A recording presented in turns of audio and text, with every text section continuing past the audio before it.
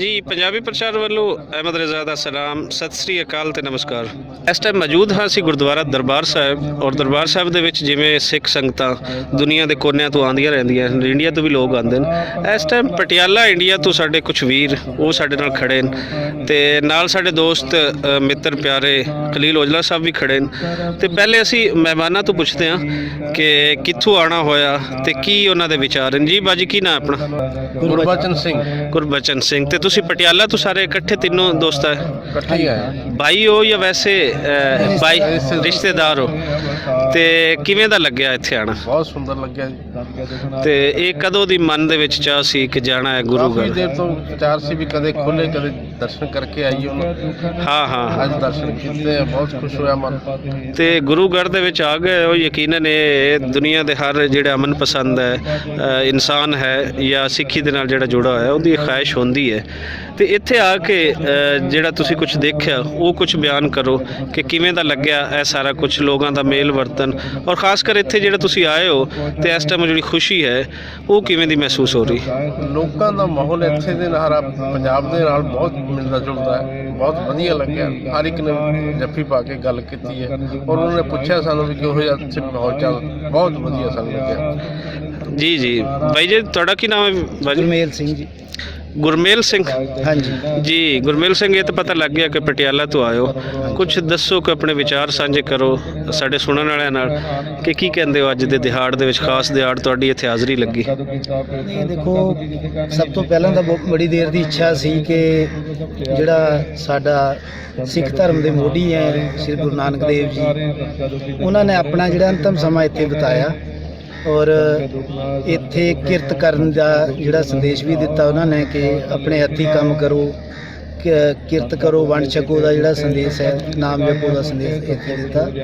ਔਰ ਇੱਥੇ ਆ ਕੇ ਬਹੁਤ ਖੁਸ਼ੀ ਹੋਈ ਕਿ ਆਪਸੀ ਜਿਹੜਾ ਆਪਾਂ ਕਹੀਏ ਦੋਵੇਂ ਪੰਜਾਬ ਹੈ, ਜਿਹੜਾ ਸਾਨੂੰ ਤਾਂ ਲੱਗਦਾ ਹੀ ਨਹੀਂ ਕਿ ਅਸੀਂ ਕੋਈ ਇਹ ਕਿ ਜੀ 21 ਸੀ, ਇਹ ਤਾਂ 47 ਚ ਵੰਡਿਆ ਗਿਆ ਤੇ ਇਹ ਤਾਂ ਕੱਲ ਦੀ ਗੱਲ ਹੈ। ਸਦੀਆਂ ਤੋਂ ਤੇ ਪੰਜਾਬ ਇੱਕ ਹੀ ਹੈ। ਪੰਜਾਬ ਇੱਕ ਹੀ ਸੀ ਤੇ ਇੱਥੇ ਆ ਕੇ ਵੀ ਜਿਹੜਾ ਖਾਸ ਤੌਰ ਤੇ ਜਿਹੜਾ ਭਾਈਚਾਰਾ ਹੈ, ਮਤਲਬ ਕਿ ਆਪਸੀ ਭਾਈਚਾਰਾ, ਆਪਸੀ ਮਿਲਵਰਤਨ ਬਹੁਤ ਹੈ ਲੋਕਾਂ ਦੇ ਵਿੱਚ ਔਰ ਬੜਾ ਅੱਛਾ ਲੱਗ ਰਿਹਾ ਹੈ। ਔਰ ਦਰਸ਼ਨ ਕਰਕੇ ਵੀ ਔਰ ਮੈਂ ਧੰਨਵਾਦੀ ਵੀ ਹਾਂ ਕਿ ਪਾਕਿਸਤਾਨ ਗੌਰਮੈਂਟ ਨੇ ਜਿਹੜਾ ਇੱਕ ਬਹੁਤ ਹੀ ਸੁੰਦਰ ਕੰਪਲੈਕਸ ਹੈ ਜਿਹੜਾ ਬਣਾਇਆ ਹੈ ਔਰ ਸਾਡੇ ਗੁਰੂ ਨਾਨਕ ਦੇਵ ਜੀ ਦੀ ਯਾਦ ਦੇ ਵਿੱਚ ਜਿਹੜਾ ਨਵੰਬਰ ਸਮਰਪਿਤ ਕੀਤਾ ਸੀ ਸੰਗਤ ਨੂੰ।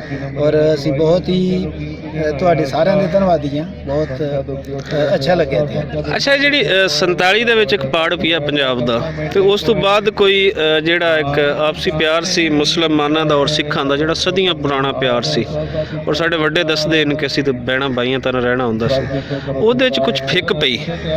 ਉਸ ਤੋਂ ਬਾਅਦ ਹੁਣ ਉਹ ਫਿਰ ਦੁਬਾਰਾ ਤੋਂ ਜਿਹੜੇ ਗਲਤ ਫਹਿਮੀਆਂ ਪੈਦਾ ਹੋਈਆਂ, ਜਿਹਦੇ ਤੋਂ ਵੱਢ ਟੁੱਕ ਹੋਈ, ਉਸ ਤੋਂ ਬਾਅਦ ਹੁਣ ਦੁਬਾਰਾ ਤੋਂ ਫਿਰ ਅਸੀਂ ਵੇਖਦੇ ਹਾਂ ਕਿ ਪੂਰੀ ਦੁਨੀਆ ਦੇ ਵਿੱਚ ਜਦੋਂ ਕੈਨੇਡਾ ਜਾਈਦਾ, ਜਿੱਥੇ ਜਾਈਦਾ ਤਾਂ ਉੱਥੇ ਸਿੱਖ ਮੁਸਲਿਮ ਪਿਆਰ ਫਿਰ ਸਾਨੂੰ ਉਹ 47 ਤੋਂ ਪਹਿਲੇ ਵਾਲਾ ਮਿਲਦਾ ਹੈ। ਕਿਉਂ ਜੇ ਕੌਮ ਇੱਕ ਹੈ ਤੇ ਇੱਥੇ ਆ ਕੇ ਤੁਹਾਨੂੰ ਫਿਰ ਕਿਵੇਂ ਲੱਗਾ ਕਿ ਉਹ 47 ਤੋਂ ਪਹਿਲੇ ਵਾਲੇ ਪੰਜਾਬ ਦੀ ਕੋਈ ਝਲਕ ਨਜ਼ਰ ਆਈ? ਨਹੀਂ ਦੇਖੋ, ਮੇਰੇ ਹਿਸਾਬ ਨਾਲ ਤਾਂ ਜਿਹੜਾ ਆਪਸੀ ਜਿਹੜਾ ਭਾਈਚਾਰਾ ਹੈ ਜਾਂ ਆਪਸੀ ਆਮ ਪਬਲਿਕ ਨੂੰ ਤਾਂ ਉਹਦੇ ਵਿੱਚ ਕੋਈ ਫਰਕ ਨਹੀਂ ਲੱਗਦਾ। ਉਹ ਠੀਕ ਹੈ, ਕਈ ਵਾਰੀ ਕੋਈ ਪੋਲੀਟੀਕਲ ਲਾਈਨਸ 'ਤੇ ਕੋਈ ਉਹ ਹੋ ਜਾਂਦਾ ਜਾਂ ਧਾਰਮਿਕ ਕੋਈ ਇੱਦਾਂ ਦੀ ਕੋਈ ਗੱਲ ਹੋ ਜਾਂਦੀ ਜਿਹਦੇ ਕਰਕੇ ਥੋੜ੍ਹਾ ਦੂਰੀਆਂ ਵੱਧ ਜਾਂਦੀਆਂ। ਅਦਰਵਾਈਜ਼ ਤਾਂ ਮੇਰੇ ਹਿਸਾਬ ਨਾਲ ਤਾਂ ਕੋਈ ਫਰਕ ਨਹੀਂ ਮੈਨੂੰ ਲੱਗਿਆ, ਕੋਈ ਇਹੋ ਜਿਹੀ ਗੱਲ ਨਹੀਂ ਹੈ। ਠੀਕ ਹੈ, 47 ਦੇ ਵਿੱਚ ਵੀ ਜਿਹੜਾ ਆਪਾਂ ਨੂੰ ਪਤਾ ਕੀ ਹੋਇਆ ਉਹਦਾ ਕਾਰਨ ਵੀ ਪਤਾ ਤੇ ਔਰ ਬੜੀ ਮੰਦਭਾਗੀ ਸੀ ਉਹ। ਚਲੋ ਬਾਕੀ ਜੋ ਅੱਲਾ ਨੂੰ ਮਨਜ਼ੂਰ ਹੈ ਉਹੀ ਹੁੰਦਾ ਹੈ, ਲੇਕਿਨ ਮੈਨੂੰ ਨਹੀਂ ਲੱਗ ਰਿਹਾ ਕੋਈ ਦੋਹਾਂ ਹੀ ਜਿਹੜੇ ਚਾਹੇ ਹਿੰਦੂ ਹੈ ਚਾਹੇ ਸਿੱਖ ਹੈ ਚਾਹੇ ਮੁਸਲਮਾਨ ਹੈ ਤਾਂ ਆਪਸੀ ਤਾਂ ਪ੍ਰੇਮ ਪਿਆਰ ਹੈ ਜਿਹੜਾ ਉੱਦਾਂ ਹੀ ਹੈ, ਕੋਈ ਇਹੋ ਜਿਹੀ ਗੱਲ ਨਹੀਂ। ਬਿਲਕੁਲ ਸੋਹਣੀ ਗੱਲ ਕੀਤੀ ਹੈ ਕਿ ਉਹਦੇ ਵਿੱਚ ਕੁਝ ਸਿਆਸਤਾਂ ਜਿਹੜੀਆਂ ਹਨ ਉਹ ਇਸ ਸਾਮਰਾਜ ਦੀਆਂ ਸਿਆਸਤਾਂ ਉਹਨਾਂ ਨੇ ਪੰਜਾਬ ਤੇ ਪੰਜਾਬੀਆਂ ਨੂੰ ਲੜਾਇਆ। ਤੇ ਚਾਚਾ ਜੀ ਸਾਡੇ ਨਾਲ ਖੜੇ ਨੇ ਤੇ ਚਿੱਟਾ ਬਾਣਾ ਪਾਇਆ ਹੋਇਆ ਚਾਚਾ ਜੀ ਨੇ, ਬੜੇ ਸੋਹਣੇ ਲੱਗ ਰਹੇ ਨੇ। ਹਾਂਜੀ ਚਾਚਾ ਜੀ, ਕੀ ਨਾਂ ਹੈ? ਹਰਨਾਥ ਸਿੰਘ ਜੀ। ਤੇ ਪਟਿਆਲਾ ਤੋਂ ਹੀ ਆਉਣਾ ਹੋਇਆ? ਪਟਿਆਲਾ ਹੋਇਆ। ਤੇ ਕਿਵੇਂ ਦਾ ਲੱਗਿਆ ਇਹ ਮਨ ਦਾ ਚਾਅ ਜੇ ਰੱਬ ਨੇ ਪੂਰਾ ਕੀਤਾ? ਸਭ ਤੋਂ ਪਹਿਲਾਂ ਤਾਂ ਮੈਂ ਪਾਕਿਸਤਾਨ ਸਰਕਾਰ ਤੇ ਭਾਰਤੀ ਸਰਕਾਰ, ਖਾਸ ਤੌਰ ਤੇ ਇਮਰਾਨ ਖਾਨ ਤੇ ਨਵਜੋਤ ਸਿੰਘ ਸਿੱਧੂ ਨੂੰ ਮੈਂ ਮੁਬਾਰਕਬਾਦ ਦੇਣਾ। ਬਿਲਕੁਲ ਜਿਨ੍ਹਾਂ ਦੀ ਮਿਹਨਤ ਦੇ ਸਦਕੇ ਇਹ ਸਾਰਾ ਕੁਝ ਸਫਲ ਹੋਇਆ। ਬਿਲਕੁਲ ਬਿਲਕੁਲ। ਦੂਜੀ ਗੱਲ ਜਿਹੜੀ ਤੁਸੀਂ ਸਵਾਲ ਕੀਤਾ ਮੁਸਲਮਾਨਾਂ ਤੇ ਸਿੱਖਾਂ ਦੀ ਜਿਹੜੀ ਸਾਂਝ ਹੈ ਨਾ, ਉਹ ਹੁਣ ਤੋਂ ਨਹੀਂ, ਗੁਰੂ ਨਾਨਕ ਸਾਹਿਬ ਤੋਂ ਲੈ ਕੇ ਗੁਰੂ ਨਾਨਕ ਸਾਹਿਬ ਦਾ ਸਾਥੀ ਭਾਈ ਮਰਦਾਨਾ ਜੀ, ਬਿਲਕੁਲ। ਗੁਰੂ ਅਰਜਨ ਸਾਹਿਬ ਨੇ ਹਰਮੰਦਰ ਸਾਹਿਬ ਦੀ ਨੀ ਹਾਂ, ਮੀਆਂ ਮੀਰ ਮੀਆਂ ਮੀਰ ਜੀ ਤੋਂ ਖਾਈ ਜੀ, ਬਿਲਕੁਲ। ਗੁਰੂ ਗੋਬਿੰਦ ਸਿੰਘ ਮਹਾਰਾਜ ਦੇ ਭੀਖਮ ਸਾਹ ਤੇ ਪੀਰ ਬੁੱਧੂ ਸ਼ਾਹ ਜੀ, ਉਹਨਾਂ ਦੇ ਦੋਸਤ ਸੀ ਸਨ। ਇਹ ਕੋਈ ਅੱਜ ਦੀ ਸਾਂਝ ਨਹੀਂ, ਇਹ ਬੜੀ ਪੁਰਾਣੀ, ਇਹ ਸਦੀਆਂ ਪੁਰਾਣੀ ਸਾਂਝ ਹੈ ਔਰ ਪਹਿਲੇ ਦਿਨ ਤੋਂ ਹੈ, ਔਰ ਪਹਿਲੇ ਦਿਨ ਤੋਂ ਹੈ। ਔਰ ਇਹ ਜਿਹੜੀ ਸਾਂਝ ਹੈ ਇਹ 47 ਕਰਕੇ ਨਹੀਂ ਟੁੱਟੀ।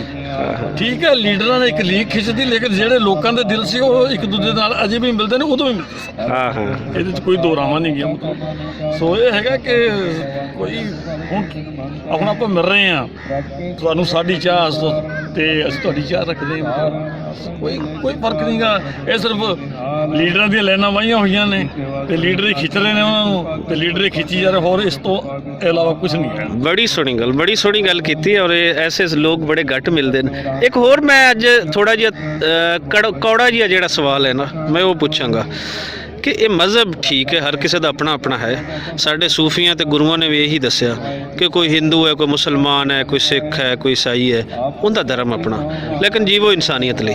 ਬਾਬਾ ਨਾਨਕ ਨੇ ਵੀ ਦਰਮਿਆਨ 'ਚ ਇੱਕ ਰਾਹ ਜਿਹੜੀ ਕੱਢੀ, ਉਹ ਅਮਨ ਪਸੰਦੀ ਦਾ ਫਲਸਫਾ ਦਿੱਤਾ ਕਿ ਤੁਸੀਂ ਉਹਦੇ ਨਾਲ ਰਹੋ। ਤੇ ਇਹ ਕੀ ਅਸੀਂ ਹੁਣ ਜਿਹੜਾ ਅਸੀਂ ਕਹਿੰਦੇ ਆ ਵੀ ਸਿੱਖ ਤੇ ਮੁਸਲਮਾਨ ਦਾ ਜਿਹੜਾ ਭਾਈਚਾਰਾ ਹੈ ਇਹ ਬੜਾ ਗੂੜਾ ਹੈ। ਮਿਸਾਲ ਦੇ ਤੌਰ ਤੇ ਅਸੀਂ 1 ਮਿੰਟ ਵਾਸਤੇ ਅਸੀਂ ਸਿੱਖ ਤੇ ਮੁਸਲਮਾਨ ਨਹੀਂ ਰਹਿੰਦੇ ਤੇ ਪੰਜਾਬੀ ਤੇ ਅਸੀਂ ਹੈ। ਉਸ ਪੰਜਾਬੀਅਤ ਨੂੰ ਕਿਵੇਂ ਵੇਖਦੇ ਹੋ ਕਿ ਜਿਹੜੀ ਉਹ ਪੰਜਾਬੀਅਤ ਦੀ ਸਾਂਝ ਹੈ, ਪੰਜਾਬੀ ਜ਼ਬਾਨ ਦੀ ਹੈ, ਪੰਜਾਬੀ ਕਲਚਰ ਦੀ ਹੈ, ਉਹ ਕਿੰਨੀ ਗੂੜੀ? ਨਹੀਂ, ਪੰਜਾਬੀਅਤ ਦੀ ਸਾਂਝ ਨਹੀਂ, ਸਾਡਾ ਖੂਨ ਦਾ ਵੀ ਰਿਸ਼ਤਾ ਹੈ। ਖੂਨ ਦਾ ਰਿਸ਼ਤਾ, ਬਿਲਕੁਲ। ਕਿਵੇਂ ਹੈ? ਇਹ ਉਦਲਾ ਸਾਹਿਬ ਨੇ, ਹਾਂ ਇਹ ਮੁਸਲਮਾਨ ਨੇ, ਸਾਡੇ ਉਦਲਾ ਸਾਹਿਬ ਉੱਥੇ ਜੱਟ ਨੇ। ਹਾਂ, ਇੱਥੇ ਵੀ ਜੱਟ ਹੀ ਹੈ ਇੱਥੇ। ਹਾਂ ਨਹੀਂ, ਮੈਂ ਤੁਹਾਨੂੰ ਜਿਹੜੀ ਦੱਸਣਾ, ਇਹ ਮੁਸਲਮਾਨ ਉਹ ਸਿੱਖ ਨੇ, ਖੂਨ ਤਾਂ ਇੱਕ ਹੈ ਨਾ। ਖੂਨ ਇੱਕ ਹੈ, ਬਿਲਕੁਲ। ਸੋ ਇੱਥੇ ਵੀ ਥਿੰਦ ਨੇ, ਸਾਡੇ ਉੱਥੇ ਵੀ ਥਿੰਦ ਨੇ। ਹਾਂ, ਇੱਥੇ ਵੀ ਜੋਸ਼ਣ ਨੇ, ਸਾਡੇ ਉੱਥੇ ਵੀ ਜੋਸ਼ਣ ਨੇ। ਇੱਥੇ ਵੀ ਗਿੱਲ ਨੇ, ਉੱਥੇ ਵੀ ਗਿੱਲ ਨੇ, ਉੱਥੇ ਵੀ ਗਿੱਲ ਨੇ। ਹਾਂ, ਗੁਰਜੀਤ ਸਿੰਘ ਔਜਲਾ ਅੰਮ੍ਰਿਤਸਰ ਤੋਂ ਹਾਂ, ਇੱਥੇ ਵੀ ਬੈਂਸ ਨੇ ਤੇ ਉੱਥੇ ਵੀ ਬੈਂਸ ਨੇ ਸਾਡੇ। ਬਿਲਕੁਲ। ਰੰਧਾਵਾ ਜਿਤਨਾ ਜੱਟਾਂ ਦੀਆਂ ਗੋਤਾਂ ਹਨ, ਮਤਲਬ ਧਰਮ ਤਬਦੀਲ ਹੋਇਆ ਹੈ ਹਾਂ, ਤੇ ਖੂਨ ਤਬਦੀਲ ਨਹੀਂ ਹੋਇਆ। ਬਾਕੀ ਖੂਨ ਤੇ ਇੱਕ ਹੀ ਹੈ। ਅਵਲ ਅੱਲਾ ਨੂਰ ਪਾਇਆ ਕੁਦਰਤ ਕੇ ਸਬਬ ਇੱਕ ਨੂਰ ਤੇ ਸਭ ਜਗ ਕੌਣ ਭਲੇ ਕੋ ਮੰਦੇ। ਤਾਂ ਇੱਕ ਬਹੁਤ ਸੰਦੇਸ਼ ਹੈ, ਮਾਨਸ ਕੀ ਜਾ ਸਭ ਇੱਕ ਪਹਿਚਾਨ। ਇਹ ਤਾਂ ਤੁਸੀਂ ਬੜਾ ਸੋਹਣਾ ਸੰਦੇਸ਼ ਦੇ ਦਿੱਤਾ। ਤੇ ਇਸ ਤੋਂ ਹਟ ਕੇ ਕੋਈ ਹੋਰ ਸੰਦੇਸ਼ ਜਿਹੜਾ ਅਖੀਰ ਦੇ ਵਿੱਚ ਦੇਣਾ ਚਾਹੋ ਦੋਨਾਂ ਦੇਸ਼ਾਂ ਦੇ ਆਵਾਮ ਨੂੰ? ਅਖੀਰ 'ਚ ਮੈਂ ਤਾਂ ਇਹ ਅਰਦਾਸ ਕਰਦਾ ਵੀ ਦੋਵਾਂ ਦੇਸ਼ਾਂ ਦੇ ਜਿਹੜੇ ਹੁਕਮਰਾਨ ਨੇ ਨਾ, ਵੀ ਅੱਲਾ ਉਹਨਾਂ ਨੂੰ ਸਬਤ ਬਖਸ਼ੇ ਤਾਂ ਕਿ ਉਹ ਲੋਕਾਂ ਦੇ ਵਿੱਚ ਮਦ ਪਾੜਾ ਨਾ ਪਾ ਸਕਣ। ਬਸ ਮੇਰਾ ਤਾਂ ਹੱਕ ਸੀ। ਬੜੀ ਸੋਹਣੀ ਗੱਲ ਬਾਜੀ। ਕੋਈ ਤੁਸੀਂ ਆਪਣਾ ਸੁਨੇਹਾ ਦੇਣਾ ਚਾਹੋ? ਨਹੀਂ, ਮੇਰਾ ਵੀ ਸੁਨੇਹਾ ਇਹੀ ਹੈ, ਇਹੀ ਹਰ ਸੱਚੇ ਇਨਸਾਨ ਦਾ ਜਿਹੜਾ ਹੈ। ਤੇ ਅਸੀਂ ਤਾਂ ਚਾਹੁੰਦੇ ਹਾਂ ਵੀ ਬਾਉਂਡਰੀਜ਼ ਜਿਹੜੇ ਖੁੱਲ੍ਹ ਜਾਣ, ਸਦਾ ਲਈ ਖੁੱਲ੍ਹ ਜਾਣ, ਸਾਰੀਆਂ ਖੁੱਲ੍ਹ ਜਾਣ, ਤਾਂ ਕਿ ਆਪਾਂ ਇੱਕ ਦੂਜੇ ਨਾਲ ਹੈ ਜਿਹੜਾ ਗਲਵੱਕੜੀ ਪਾ ਕੇ ਮਿਲ ਸਕੀਏ ਇੱਕ ਦੂਜੇ ਨਾਲ। ਨਹੀਂ, ਜੇ ਜਰਮਨ ਦੀ ਦੁਆ ਟੁੱਟ ਸਕਦੀ ਹੈ, ਜੇ ਜਰਮਨ ਦੀ ਦੁਆ ਟੁੱਟ ਸਕਦੀ ਤੇ ਇਹ ਕਿਉਂ ਟੁੱਟ ਸਕਦੀ? ਸਭ ਕੁਝ ਪੋਸੀਬਲ ਹੋ ਸਕਦਾ ਹੈ।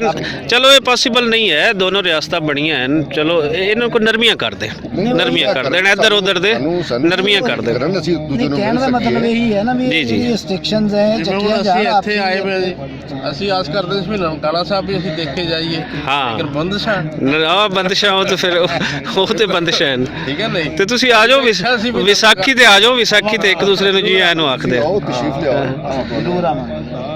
ਤੇ ਬਹੁਤ ਸ਼ੁਕਰੀਆ ਜੀ ਤੁਹਾਡਾ ਗੱਲਬਾਤ ਕਰਨ ਦਾ। ਤੇ ਬੜੀ ਸੋਹਣੀ ਗੱਲਬਾਤ, ਦਿਲ ਨੂੰ ਲੱਗਵੀਂ ਗੱਲ ਤੁਸੀਂ ਕੀਤੀ। ਜਿਉਂਦੇ ਵਸਦੇ ਰਹੋ ਜੀ। ਤੁਹਾਡਾ ਵੀ ਬਹੁਤ ਬਹੁਤ ਤੁਹਾਡੇ ਚੈਨਲ ਦਾ, ਔਰ ਅਸੀਂ ਪਰਮਾਤਮਾ ਅੱਗੇ ਅਰਦਾਸ ਕਰਦੇ ਹਾਂ ਤੁਹਾਡਾ ਚੈਨਲ ਦਿਨ ਦੁਗਣੀ ਰਾਤ ਚੌਗਣੀ ਤਰੱਕੀ ਕਰੇ। ਆਮੀਨ ਜੀ, ਆਮੀਨ। ਬਹੁਤ ਸ਼ੁਕਰੀਆ ਜੀ।